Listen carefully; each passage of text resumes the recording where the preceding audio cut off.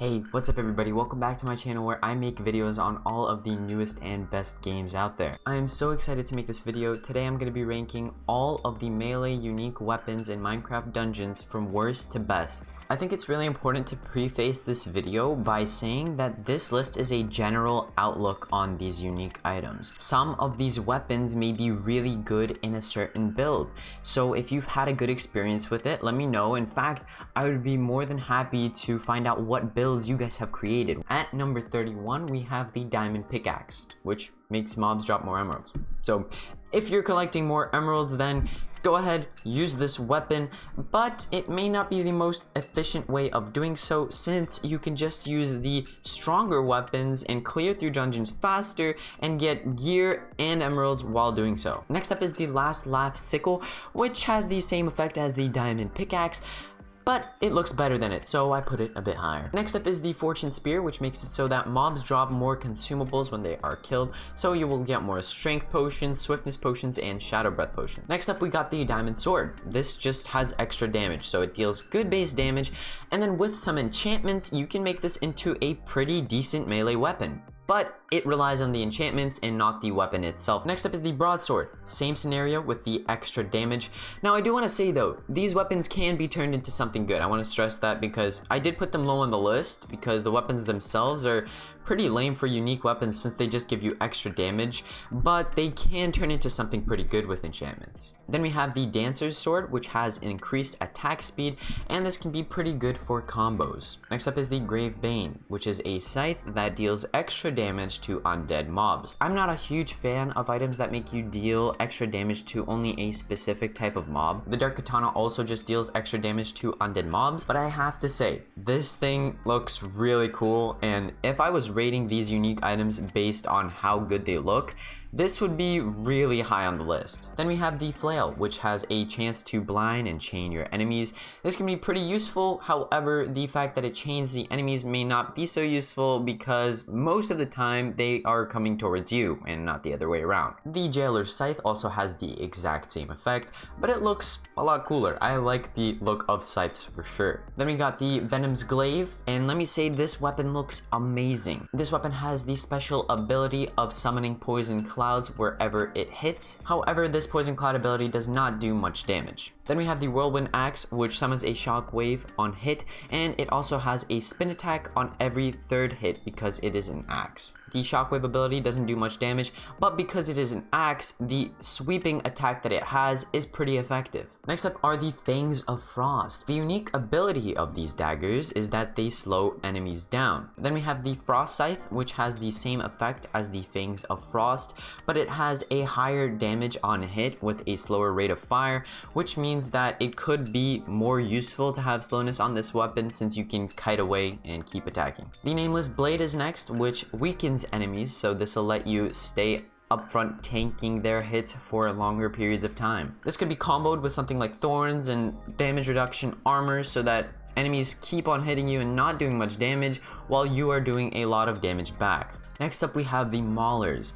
These are pretty interesting. They basically increase in attack speed as you hit, but the thing is, it happens in bursts. So it'll let you get off about 10 rapid attacks, and then there'll kind of be a split second of recharge time before it happens again. Then we have the moon daggers. These rely on your souls. The more souls you do have, the better your critical strike is. If you're gonna go with this weapon, you are not gonna wanna have any soul artifacts because the whole point of this weapon is that you do not use any souls. With the soul fists, you have the same story. You're not gonna wanna have any soul artifacts, otherwise you will just be taking away from the effectiveness of this item. Then we have the Truth Seeker, which deals increased damage to mobs that have already been damaged. It also has a chance to do a thrust attack, which deals double damage. This could be a good tank weapon because it works better on enemies that have already been damaged. Then we have the Stormlander, which is basically Thor's hammer. I mean, look at it, right? It inflicts lightning bolts on hit, which don't do that much damage, but it is a hammer, and hammers have great splash damage. The Eternal Knife. Now this is a weapon that is worth talking about for a decent bit because this can be the center point to your soul build. If you're working on having a soul artifact build, this is it right here, because you have the chance of gaining a lot of souls on a kill. You also get +2 soul collecting, and you have a thrust attack. There are no other melee weapons that are so dedicated to the collection of souls. I really do like this. I wonder what builds you can make with this, and if any of you have already made a build with this, or in fact, with any builds from any of these weapons, I would be really curious to hear it out, because I personally would like to do it myself. This is definitely a must for those trying to make a soul build, so go and collect this weapon if you are trying to do so. Next up, we have the Cursed Axe. The special effect that this axe has is whenever you kill a mob with it, it will explode and damage nearby mobs. It also has a spin attack on every 3rd hit. Then we have the Firebrand Axe, which I actually own myself. So obviously it is the best unique melee weapon. No, it is not. Unfortunately, it is not, but it is not bad because it sets your enemies on fire. And it has a spin attack because it is an axe, so you have a nice combination between splash damage and also powerful single target damage. The Highland Axe, this has a chance to stun enemies on hit, and it also has a spin attack because it is an axe. The stun effect is actually pretty good and can make you negate a lot of damage. And you can stun multiple enemies at the same time with this weapon, making it a pretty good choice. Next up, we have the Whispering Spear, which has the chance to strike twice, and it has long range because it is a spear. This is actually a really good item. Striking twice means double the damage, and at the same time, you're still cleaving your enemies. Next up is the Hammer of Gravity, which is actually a really good tool if you are trying to tidy up enemies in a group. This has a splash effect because it is a hammer, and it also pulls in enemies on impact. Then we got the Nightmare's Bite, which are daggers, and they spawn a poison cloud on hit.